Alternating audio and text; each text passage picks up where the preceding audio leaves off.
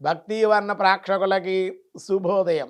8/12/2025 స్వస్తి శ్రీ చాంద్రమానం విశ్వావసునామ సంవత్సరం దక్షిణాయనం హేమంత ఋతువు మార్గశిర మాసం కృష్ణపక్ష చవితి సోమవారం. చవితి ఈరోజు రాత్రి 9:20 వరకు. నక్షత్రం పునర్వసు నక్షత్రం ఉదయం 9:25 వరకు. వర్జ్యం సాయంత్రం 5:08 నుండి 6:40 వరకు. దుర్ముహూర్తం 12:13 నుండి మధ్యాహ్నం 12:57 వరకు. మళ్ళీ మధ్యాహ్నం 2:26 నుండి 3:19 వరకు దుర్ముహూర్తాలు ఉన్నాయి. అలాగే సూర్యోదయం 6:22, సూర్యాస్తమయం 5:22. అమృత గడియల ఉదయం 7:08 నుండి 8:39 వరకు అమృత గడియలు. రాహుకాలం ఉదయం 7:30 నుండి 9 వరకు కూడా ఉదయం రాహుకాలం.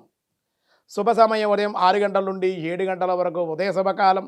మధ్యాహ్నం 3 గంటల నుండి సాయంత్రం 4:25 వరకు సాయంకాల శుభ సమయం. బ్రహ్మయోగం రాత్రి 10:55, వని ఉదయం 11:57, భద్ర రాత్రి 10:58.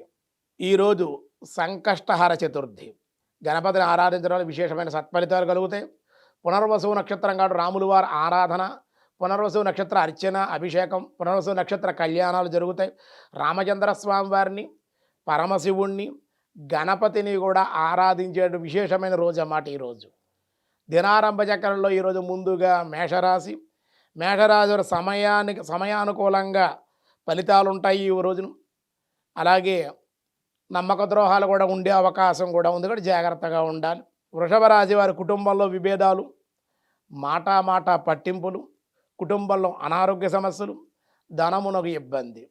మిథున రాశి వారికి ఖర్చులు అధికంగా ఉండే అవకాశం, కానీ ఏదో రూపంలో ధనం ఎంతో కొంత మీకు అందే అవకాశం అయితే ఉంది. దేవాలయ దర్శనాలు, భగవద్ ఆరాధన మీకు మేలు చేస్తుంది.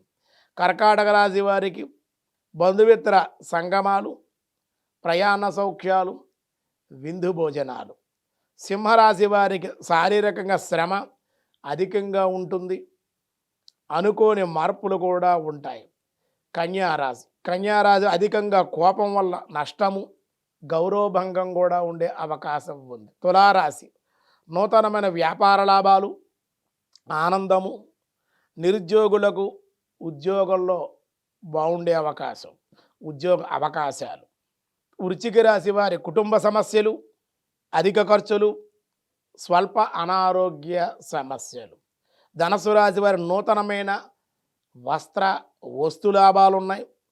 వివాహాది శుభకార్యాలు హాజరయ్యే అవకాశం, లేదా వివాహ ప్రయత్నాలు ఏమన్నా ప్రారంభించే అవకాశం ఉంది.